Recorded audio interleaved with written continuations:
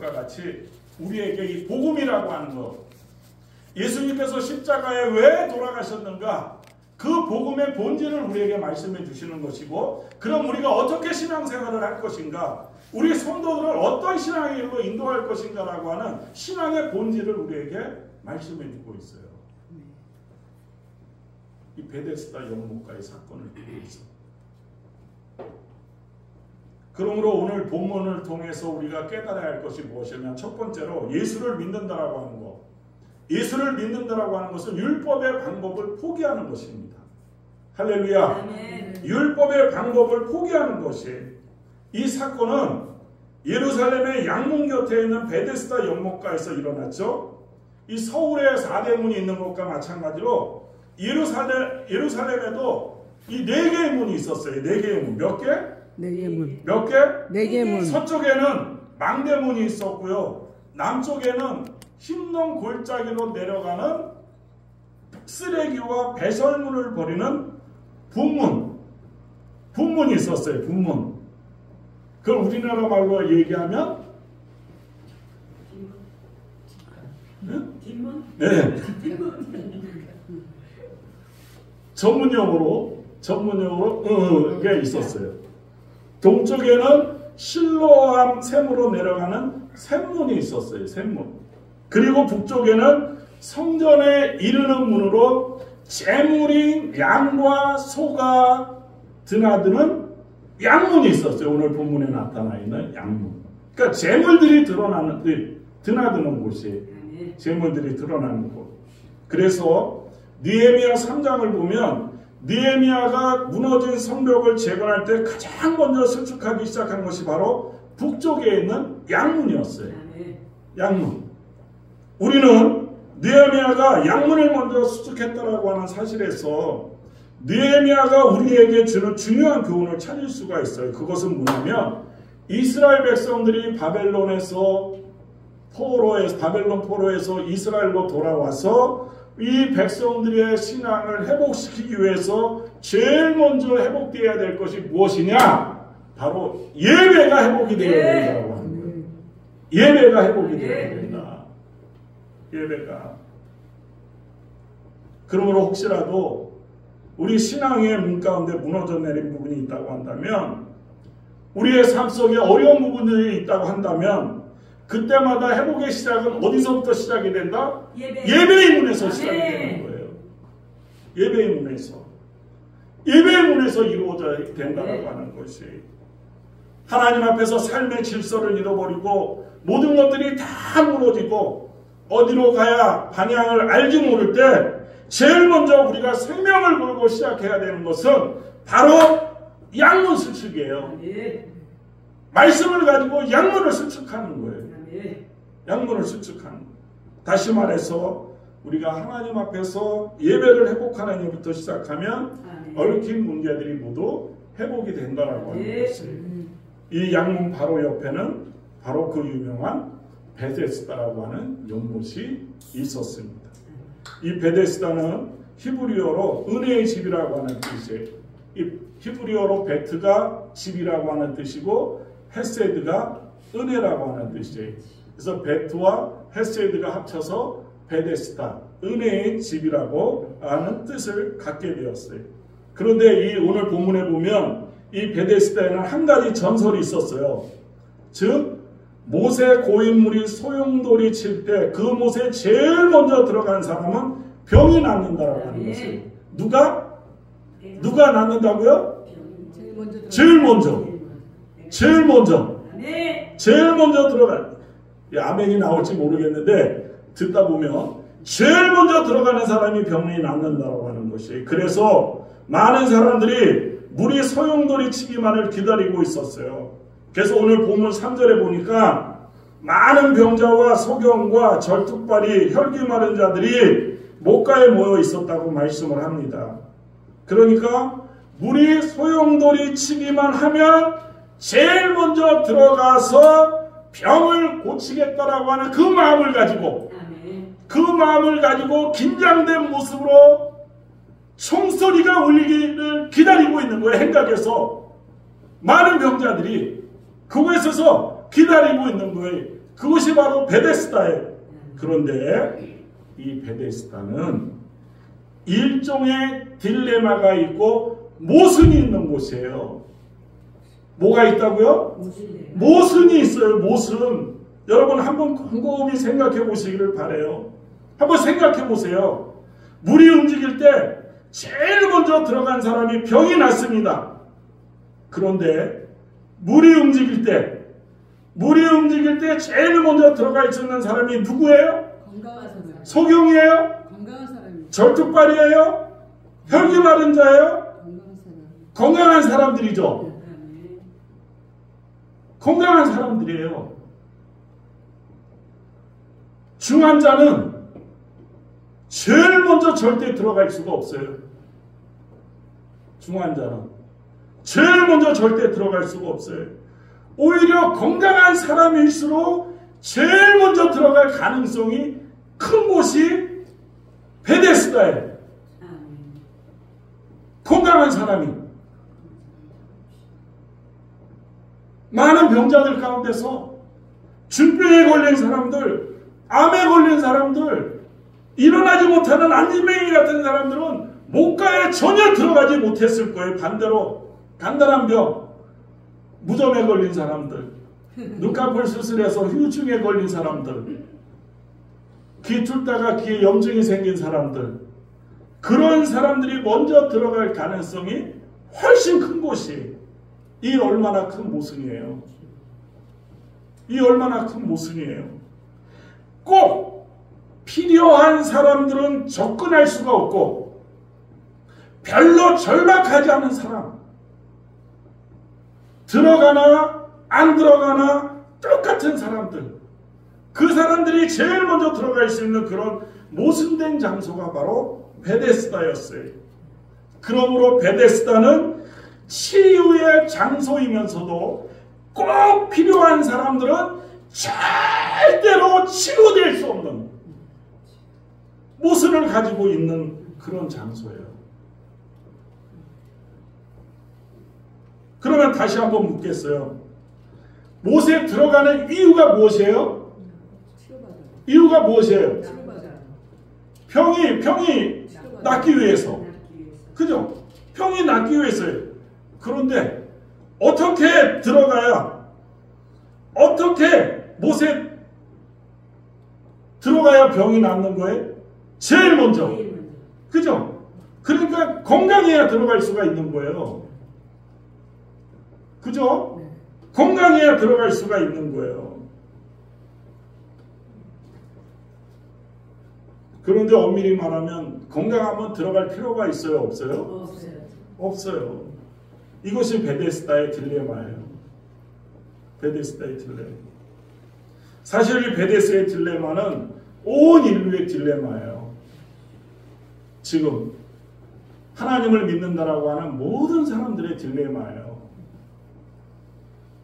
이 딜레마예요. 우리가 하나님 앞에 서기 위해서는 어떻게 해야 돼요?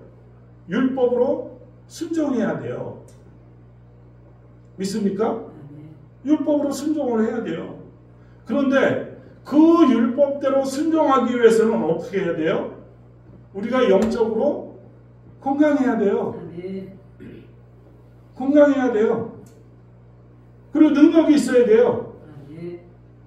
그런데 우리는 영적으로는 완전히 파산된 사람들이에요. 파산된 사람들이에요. 하나님의 율법을 다 지킬 수 없는 사람들이에요. 원수를 위하여 기도하라. 원수가 줄이거든 먹이고 목마르거든 마시게 하라. 할 수 있는 분 손 들어보세요. 할 수 있어요. 저도요. 할렐루야. 미운 사람 없어요. 저는 할 수 없어요. 저는 안 되더라고요. 저는 안 되더라고요. 하나님! 왜 나에게 그런 시련을 주십니까? 원망이 되더라고요. 그게 영적으로 파산된 사람이죠. 영적으로 파산된 사람. 하나님의 율법을 다 지킬 수가 없어요. 다 지킬 수가 없어요. 그래서 로마서 7장 18절에서 19절에서 사도 바울이 이런 고백을 해요. 내 속 곧 내 육신에 선한 것이 거하지 아니하는 줄을 아노니 원함은 내게 있으나 선을 행하는 것은 없노라. 사도 바울도 선을 행하는 것은 없노라. 내가 원하는 바 선은 행하지 아니하고 도리어 원하지 아니하는 바 악을 행하는도다. 이것이 인간이에요. 이것이 인간이에요. 순종하고 싶은데 순종할 수 있는 능력이 없어요. 악인들의 꾀를 따르지 말라고 했는데 그 꾀를 안 따를 수가 없을 때도 있어요. 죄인들의 길에 서지 말라고 하는데 이것 때문에 죄인들의 길에 서지 않을 수가 없었어요. 오만한 자의 자리에 앉지 말라고 했는데 끊임없이 솟아나오는 교만과 욕심, 탐욕으로 말미암아 그 자리에 앉을 수밖에 없었어요. 돈은 일만하게 뿌리라고 그랬는데 성경에서 그러니까 돈은 아무 가치가 없다라고 하는 얘기에 성경이 얘기하는 돈이 먼저면 돈은 일만하게 뿌리가 된다라고 하는 거예요. 하나님보다 돈이 먼저고 하나님을 일확천금 돈 뿌려주는 사람으로 생각을 한다고 한다면 그 악의 자리에 있을 수밖에 없다라고 하는 거예요. 그런데 그럴 수가 없더라고요. 저는 그럴 수가 없더라고요. 죽게 나와서 부르짖고 헌신하고 싶은 마음도 있는데 몸이 움직이지 않는 그런 연약한 존재밖에 안 되더라고요. 바로 이 베데스다는 그렇게 율법 앞에 서 있는 인간을 묘사하고 있어요. 그러니까 얼른 보면 베데스다의 구원의 가능성이 있는 것 같이 보이지만 자세히 살펴보면 그것은 처절한 절망이요 또 좌절을 알려주는 저주라고 하는 것을 알 수가 있어요. 예를 들어서 하나님이 우리에게 이러한 제안을 했다고 해요. 우리 권 목사님에게 내가 어떤 사람과 함께 100m를 뛰어서 그 사람을 이기면 구원을 주겠다. 어떤 사람과 100m를 뛰어서 이기면 구원을 주겠다. 가능성 있는 이야기처럼 들리지 않습니까? 그래서 우리는 묻습니다. 하나님, 누구랑 뛰어야 되겠습니까? 그랬더니 하나님께서 너의 상대는 우사인 볼트다. 우리는 이 말을 듣는 순간 끝없는 절망감에 빠지고 도저히 희망을 가질 수 없게 돼요. 우리가 볼트를 이길 수 있어요? 도저히 이길 수가 없어요. 도저히 이길 수가 없어요. 그런데 우리는 그것을 구원의 방법이라고 붙들고 있다라고 하는 거예요. 현재 오늘날 교회들이 그것을 구원의 방법이라고 붙들고 있다라고 하는 것이에요. 이것이 바로 율법의 방법이에요. 율법의 방법. 율법이 제시하는 방법은 율법이 제시하는 구원의 방법은 우리에게 구원을 줄 수 있는 것 같이 보이지만 실질적으로는 그렇지 못한 모습임을 우리는 알아야 돼요. 알아야 돼요. 그러므로 예수님을 믿는다라고 하는 것, 복음의 본질, 신앙의 본질, 예수님을 믿는다라고 하는 것은 율법의 방법을 포기하는 것이에요. 율법의 방법을 포기하는 것. 베데스다에 먼저 들어가겠다라고 하는 그 경쟁을 포기하는 것이에요. 그 경쟁을 포기하는 것이에요. 지금 세상도 전쟁통과 같은 경쟁 속에 살아가고 있어요. 지금 교회들이 경쟁을 하고 있어요. 그 경쟁을 포기해야 그곳에 예수님이 계시는 거예요. 구원의 하나님이 계시는 거예요. 그러면 무엇을 붙들어야 될까요? 하나님, 나는 연약합니다. 나는 할 수 없습니다. 나는 기어서라도 갈 수 없는 자입니다. 하나님, 다른 방법으로 구원해 주고 나를 붙들어 주시옵소서. 나를 붙들어 주시옵소서. 이것이 바로 하나님을 믿는 자들의 모습이에요. 사람이 의롭게 되는 것은 갈라디아서 2장 16절이죠. 사도 바울이 이렇게 구원의 방법을 말하고 있어요. 사람이 의롭게 되는 것은 율법의 행위로 말미암음이 아니요 오직 예수 그리스도를 믿음으로 말미암는 줄 알므로 우리도 그리스도 예수를 믿나니 이는 우리가 율법의 행위로서가 아니고 그리스도를 믿음으로써 의롭다 함을 얻으려 합니다. 율법의 행위로서는 의롭다 함을 얻을 육체가 없느니라 그랬어요. 우리는 세상의 경쟁을 통해 이기겠다고 하는 사람이 아니에요.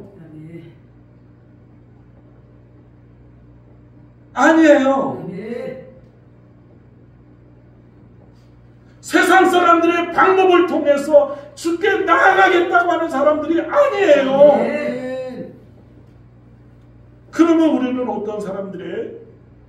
바로 죄인이에요. 죄인. 천부여 의지 없어서 손들고 찬송가 가사처럼 있잖아요. 우리는 전적인 무능력자들이고 하나님이 처리해 주지 않으면 건진 받을 수 없는 사람들. 그러기에 하나님께서 은혜를 주시고 우리를 붙들어 달라고 간구하는 거예요. 그러므로 예수를 믿는다라고 하는 것, 예수를 믿는다라고 하는 것은 있잖아요. 나의 발버둥으로 말미암아 무엇이 되는 것이 아니라 하나님의 구원의 손길이 아니면 안 된다라고 하는 것을 깨닫고 주님의 십자가만을 바라보는 거예요. 십자가만. 전적인 무능력자들이기 때문에 우리들은 오직 예수 그리스도를 믿습니다. 예수 그리스도를 믿습니다라고 하는 것이 바로 우리의 고백이 되어야 된다고 합니다. 이런 구조적 딜레마에 빠져있는 병자에게 예수님은 오셨습니다. 그러면서 이렇게 물어요. 내가 낫고자 하느냐? 그러면 어떻게 해야 돼요? 우목사야, 네가 낫고자 하느냐? 예수님께서 물어봤을 때 뭐라고 대답해야 돼요? 네, 낫기를 원합니다. 맞아요. 그게 정답이에요. 아멘. 그러면 아마 이 병자도 즉시 나았을 거예요. 즉시 나았을 거예요. 그런데 그 병자의 대답이 과간이에요. 그 병자의 대답이 여전히 인간적인 고집을 버리지 않았어요. 인간적인 고집을 버리지 않고 자기를 버리지 않는 대답을 해요. 모세, 넣어줄 사람이 없어. 모세, 넣어줄 두인을 지금 얘기하고 있어요. 두인. 모세, 넣어줄 사람이 없어. 다른 사람이 먼저 들어갑니다. 다른 사람이 먼저 들어갑니다. 무슨 뜻이에요? 자신의 방법을 포기하지 않겠다라고 하는 거예요. 내 방법을 포기하지 않겠다라고 하는 거예요. 지금 내가 목회를 하고 있는데 내 방법을 포기하지 않겠습니다. 포기하지 않겠습니다. 포기하지 않겠습니다.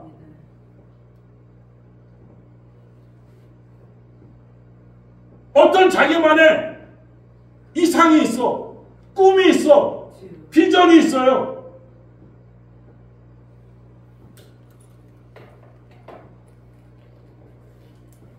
나는 이 베데스다에 들어가는 방법을 통해서 구원을 받기 원하는데 내 힘으로는 들어갈 수가 없으니까 예수님 좀 도와주세요.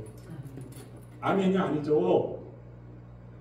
내 힘으로는, 내 방법으로는, 내 꿈으로는, 내 방법으로 들어가서 내 병이 좀 낫고 싶은데 들어갈 수가 없어요. 그러니까 좀 도와주세요. 좀 도와주세요. 예수님을 조력자로만 생각하는 거예요. 조력자로만. 예수님을 우리 구주로 바라보는 것이 아니라 단지 우리 삶의 조력자. 단지 우리 삶의 조력자. 교회 부흥의 조력자로만 생각하는 거예요. 예수님을. 사람 많이 모이게 하는 조력자로만 생각하는 거예요. 예수님을. 인간은 이 정도로 자기의 의의를 버릴 줄을 몰라요. 자기 고집을 버릴 줄을 모른다라고 하는 거예요. 38년 정도 시도했으면 포기할 만도 한데 포기하지 않습니다. 끝까지 자기 방법대로 하겠다고 부르짖고 있어요. 여러분, 교회 안에서도 제일 다루기 힘든 사람이 어떤 사람들인 줄 아세요? 예수님을 이렇게 조력자로 여기는 사람들이에요. 조력자. 자기의 꿈과 자기의 야망과 자기의 방법을 그대로 밀고 나가요. 그런 다음에 이렇게 요청해요. 내 일 가지고는 좀 부족한 것 같아요. 주님이 좀 도와주세요. 여기에 좀 장애가 있는 것 같아요. 이 장애만 없애주면 내 방법대로 이길 것 같아요. 내 방법대로 승리할 것 같아요. 이런 멋대로의 삶을 살아가는 것이 바로 인간의 모습이에요. 인간의 모습. 그러니까 그런 사람들에게 하나님의 은혜가 임하지도 않고 하나님께서는 그런 사람을 사용하지도 않는다라고 하는 거예요. 반면에 하나님이 사용할 수 있는 사람은 어떤 사람들이 자기의 모든 연약한 삶을 내어놓고 포기하는 것이 나는 아무것도 할 수 없습니다. 그냥 하나님의 방법대로 나를 처리해 주세요. 그냥 한 걸음 한 걸음 주님이 주시는 대로 없으면 없는 대로 주님이 하시고자 하는 대로 한 걸음 한 걸음 그냥 걸어가겠습니다. 이것이 바로 하나님 앞에서 가장 빠른 지름길이에요. 그런데 우리 주변의 사람들은 어때요? 모두 목표를 가지고 있어요. 목표. 자기 목표를 가지고 뛰었던 인간의 모습을 가장 적나라하게 드러냈던 성경에서의 예가 어떤 거예요? 바벨탑이에요.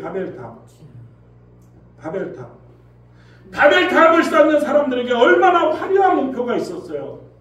화려한 목표. 이대를 높여서 하늘까지 올라가자. 흩어지지 말자. 인간의 힘으로 모든 것을 다 붙들어 배워보자. 우리 인간의 힘으로 유토피아를 한번 만들어보자 아니었어요? 이것이 인간의 방법 아니었습니까? 그러므로 우리에게 있는 이 바벨탑이 무너져야 돼요. 내 목표, 내 생각, 내 비전 무너져야 돼요.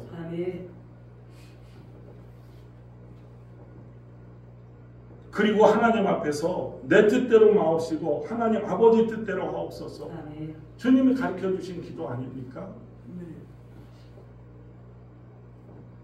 그래서 가장 불쌍한 사람들이 나이 50이 넘도록 60이 넘도록 어떤 모질한 사람은 70이 넘도록 죽기까지 자기 고집을 못 버리는 사람들이 불쌍한 인생들이 하나님 앞에 자기 고집을 버리고 자기 방법을 버리고 철저하게 하나님 의존적인 삶을 통해서 하나님의 원대한 꿈을 이루어 가시고 여러분들에게 하나님께서 허락하신 그 방법대로 하나님의 꿈, 우리의 꿈이 아니라 하나님의 꿈을 이룰 수 있는 우리 믿음의 동역자들이 되시길 주님의 이름으로 축원드립니다. 두 번째로 이 본문 속에서 우리가 생각해 볼 수 있는 것은 소망을 품는 자에게 꿈은 이루어진다라고 하는 거예요. 예수님께서 그 사람에게 또 한 번 내가 낫기를 원하느냐고 물으신 데는 특별한 의미가 있어요. 특별한 의미가. 우리는 보통 이렇게 생각할 수가 있어요. 아니 어떻게 예수님께서 이런 당연한 질문을 하시는가? 그럼 38년 동안 아는 사람이 낫기를 원하니 계속 앓기를 원할까요? 그런데 예수님의 질문에는 좀 더 깊은 의미가 있다라고 하는 것을 알아야 돼요.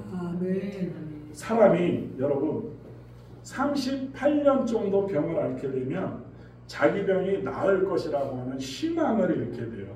다시 말해서 의기소침해져요. 38년 동안 병을 앓게 되면 베데스다 곁에 습관적으로는 앉아있지만 자신이 나을 것이라고 하는 가능성에 대해서는 점점 희망을 잃어버리게 된다라고 하는 거예요. 그럴 때 예수님께서 오셔서 하신 말씀이 무엇이에요? 내가 낳고자 하는 아멘. 그의 마음 가운데 소망을 불러일으켜 주는 거예요. 아멘. 여러분 이 소생크 탈출이라고 하는 영화가 있었어요. 거기 그 영화를 보면 감옥 안에 갇혀있는 그 주인공의 흑인 재수 친구가 한 명 있었어요. 이 재수 친구가 어떻게든 탈옥해보려고 탈옥하다가 잡히고 노력을 했었어요. 그런데 그러다가 잡히고 탈옥하다가 잡히고 그러다가 수감기간이 30년이 되고 40년이 되니까 이제는 자포자기해버려요. 자포자기해버려요. 그래서 석방 심의 과정에서 질문을 받을 때도 멋대로 대답해버립니다. 나가기 싫으니까 될 대로 되라. 멋대로 대답해버려요. 거기서 저는 사람이 어떤 인사이트를 받았냐면 어떤 기간, 어떤 희망의 기간을 넘어버리면 사람은 나중에는 절망한다라고 하는 사실을 알았어요. 나중에는 자포자기해버리고 마지막에는 무감각한 인생이 되어버린다라고 하는 것을 알았어요. 예수님께서는 우리들이 그런 인생이 되는 것을 원치 않으세요. 우리에게 언제나 소망이 생기기를 원하세요. 그래서 예수님께서 하나님께서 뭐라요? 우리를 날마다 아침마다 우리를 어떻게 하신다고 그래요? 어떻게 하신다고 그래요? 아침마다 우리를 날마다 새롭게 하신다. 하나님의 인자와 긍휼하심으로 우리를 새롭게 성실하심으로 새롭게 하신다. 새롭게 하신다. 새롭게 하신다 말씀하고 있잖아요. 이스라엘 백성들도 애굽에서 수백 년 동안 종살이를 했어요. 그런 다음에 하나님의 은혜로 말미암아 이제 자유의 몸이 됐어요. 자유의 몸이. 그럼에도 불구하고 그들에게는 여전히 노예의 피가 흐르고 있었어요. 1세대가 다 죽을 때까지 1세대가 다 죽을 때까지 조금만 어려움이 있으면 노예 같은 소리를 하고 있었어요. 뭐라고 그랬어요? 조금만 힘들 때마다 뭐라고 그랬어요? 1세대든 조금만 힘들 때마다 뭐라고 그랬어요? 내가 이집트에서 종이었을 때가 훨씬 더 나았다. 종이었을 때가 훨씬 더 나았다. 무슨 얘기예요? 믿음을 갖고 하나님을 예수님을 내 구주로 영접하고 이 자리에 앉아있음에도 불구하고 조금만 어려움이 있으면 이 세상에 있을 때가 훨씬 나았다. 훨씬 나았다. 훨씬 나았다. 훨씬 나았다. 똑같은 소리예요. 똑같은 소리. 그 피가 종의 피가 흐르고 있는 거예요. 종의 피가. 실패의식이 있었기 때문에 종의 의식이 있었기 때문에 가나안에 대한 천국에 대한 소망을 잃어버리고 끊임없이 종되었을 때가 훨씬 낫다. 훨씬 낫다. 끊임없이 그러고 앉아있는 거예요. 그러므로 우리가 제일 먼저 치유받아야 될 것이 뭐냐면 마음의 회복이에요. 마음의 회복. 심령의 회복. 그래서 잠언서 4장 23절에 보면 모든 지킬 만한 것 중에 더욱 내 마음을 지키라. 생명의 근원이 이에서 남이니라. 바로 어떠한 병도 우리에게 갖고 있는 그 어떠한 병도 우리의 심령이 회복이 될 때 치유가 되는 거예요. 우리의 심령이 회복될 때 주께서 나와 함께 해주시면 나의 어떤 문제도 해결될 수 있다라고 하는 이런 믿음의 토양에서 회복이 되고 치유가 되는 거예요. 그 위에 하나님께서 허락해 주시는 것이고 치료해 주시는 것이고 치유해 주시는 거예요. 오늘도 주님께서 우리에게 물어요. 오늘도 주님께서 저와 여러분들에게 묻고 있어요. 내가 낫기를 원하느냐? 내가 낫기를 원하느냐? 그럴 때마다 아멘! 내가 낫기를 원합니다. 내가 낫기를 원합니다. 주께서 능력을 주시면 능히 나을 줄로 확신합니다. 하는 믿음으로 나아가는 하나님의 백성들이 될 때 하나님께서 일하시는 거예요. 그 소망을 우리에게 이 베데스다 연못가를 통해서 우리에게 보여주시고 있는 거예요. 마지막 세 번째로 매사에 긍정적으로 반응하는 자가 은혜의 사람이다라고 하는 것을 보여주고 있는 거예요. 자, 심리학자들의 말에 따르면 인간에게 일어나는 사건은 단 10%만이 사실이에요. 몇 퍼센트? 10%만이 사실이고 나머지 90%는 그 사건에 대한 반응이래요. 그 사건에 대한 반응. 아멘. 이 말은 긍정적으로 반응하면 그 사람은 긍정적인 사람이 되고 부정적으로 반응하면 그 사람은 부정적인 사람이 된다라고 하는 말이에요. 자, 어떤 가수가 노래를 만들어서 굉장히 크게 히트를 쳤어요. 전국적으로 아주 유명한 사람이 되었고 거리에 나서기만 하면 오빠 오빠 외치고 막 개성을 부를 정도로 인기인이 돼버렸어요. 성공입니까? 실패입니까? 성공이죠. 성공이죠. 성공이에요. 그러나 사실은 10%의 성공이라고 하는 거예요. 이게 10%의 성공. 이 가수가 집에 돌아와서 곰곰이 생각해 보니까 점점 걱정이 생겨요. 인기가 없어지면 어떻게 하나? 잠이 안 와요. 그러면서 나는 비참해질 거야. 점점 더 입맛이 없어져요. 나는 모든 일에 그러면 초라해질 거야. 그러면서 얼굴이 야위어가요. 나중에는 불안 때문에 도저히 견딜 수 없는 그런 사람이 되고 말죠. 그래서 어떻게 해야 돼? 어떻게 해요? 이러한 인생은 살 가치가 없다. 그러면서 뭐를 해요? 자살을 하죠. 그래서 그 유명한 또 자살하는 사람들 중에 크리스찬들이 훨씬 더 많았어요. 가수나 탤런트들 중에. 뭐에 반응한 거예요? 90%에 반응한 거예요. 90%. 어느 고등학교 선생님이 신춘문예에 계속 작품을 내어서 10년 만에 당선되었는데 그 다음날 죽었어요. 이유가 무엇인지 아십니까? 내가 드디어 장원급제했다. 내가 신춘문예에 당선됐다. 그러나 나는 더 이상 이러한 작품을 계속 써서 작가로서의 명예를 지켜나갈 힘이 없노라. 그리고서는 죽었어요. 왜 이 같은 일이 벌어질까요? 10%의 사실은 있었지만 90%의 반응에는 계속 안 되는 거, 문제가 되는 거, 쓰러지는 것만 생각하다 보니까 그 사람 전체를 지배하는 성향이 부정적인 것으로 바뀌더라고 하는 것입니다. 그래서 우리에게도 하나님께서는 풍요와 심리와 빈곤의 심리를 함께 주셨어요. 약할 때 강함이 되시고 가난할 때 부요함이 되신다라고 하는 하나님께서는 가난할 때 부요하다, 약할 때 강하다라고 하는 풍요의 심리를 주셨거든요. 근데 빈곤의 심리를 가지고 있어요. 1억을 갖고도 풍요롭게 사는 사람이 있는가 하면 10억을 갖고도 빈곤하게 살아가는 사람이 있고요. 단돈 100만 원 갖고도 풍요의 심리로 하나님의 은혜로 풍요하게 살아가는 사람이 있는가 반면에 그 돈 갖고는 도저히 살 수가 없습니다. 빈곤의 심리로 살아가는 사람들이 있어요.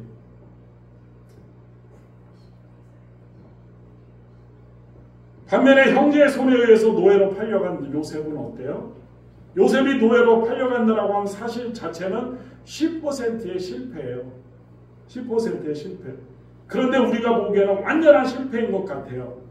그럼에도 불구하고 이 요셉은 반응에 있어서 90%의 긍정적인 반응을 가지고 살아가요.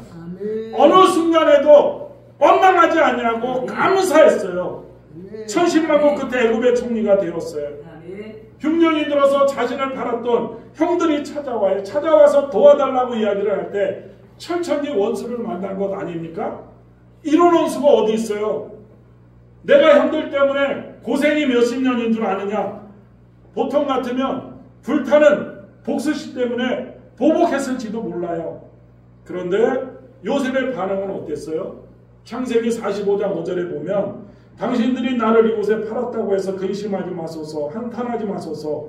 하나님이 생명을 구원하시려고 나를 당신들보다 먼저 보내셨나이다.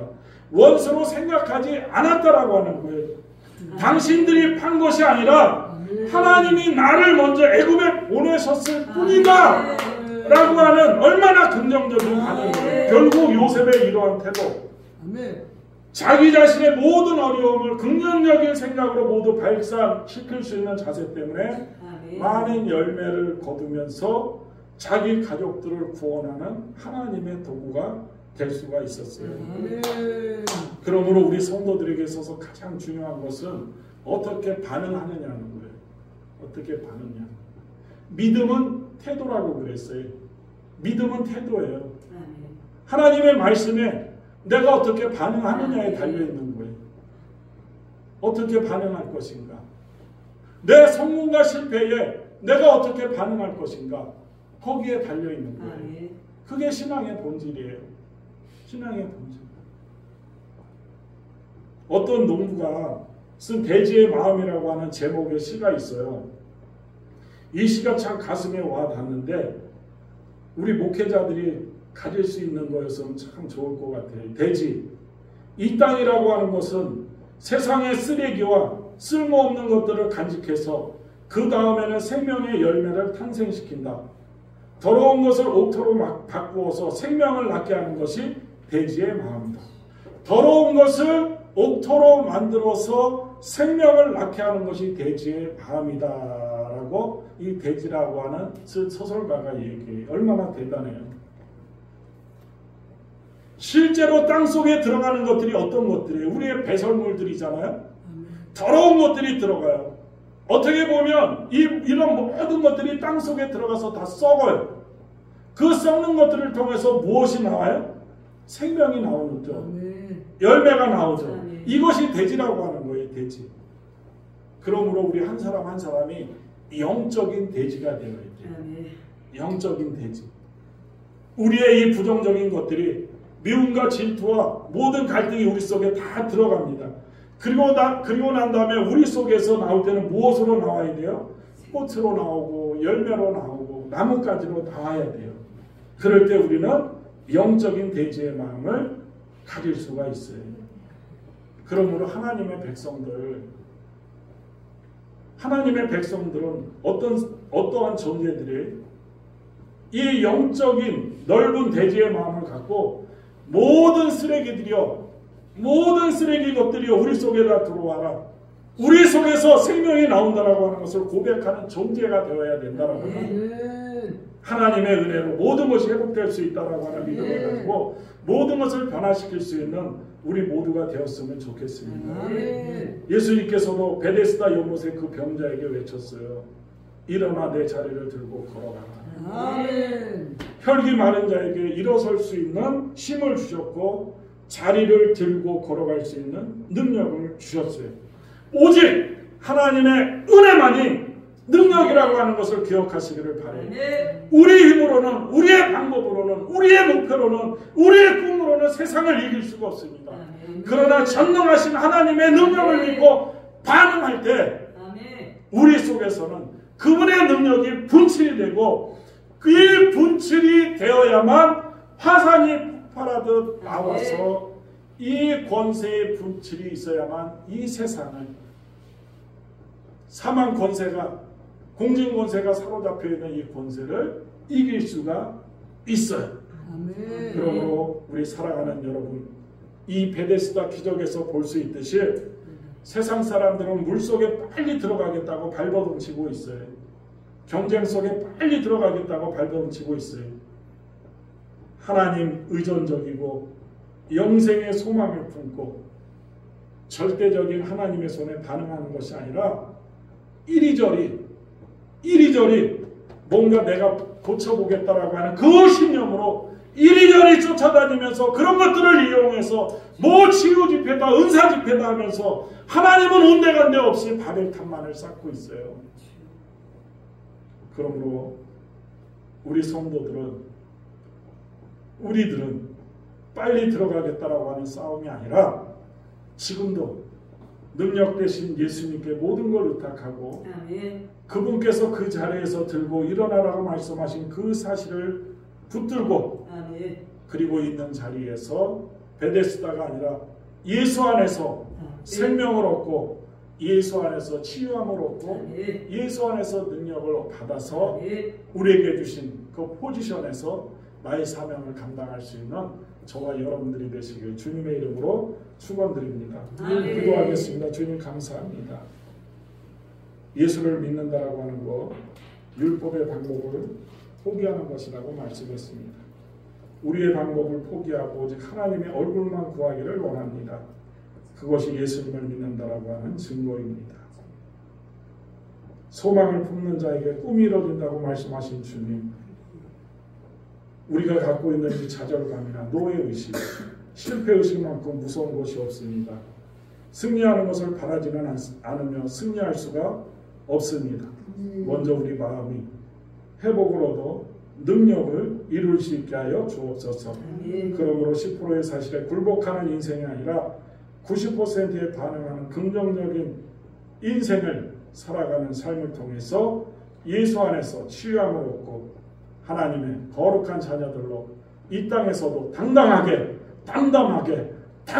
살아가는 하나님의 자녀로서의 사명을 잃지 않고 천국을 누리며 저 천국도 들어갈 수 있는, 저 천국도 소망하며 천국도 쏙 들어갈 수 있는 우리 믿음의 동역자들이 되어질 수 있도록 축복하여 주옵소서.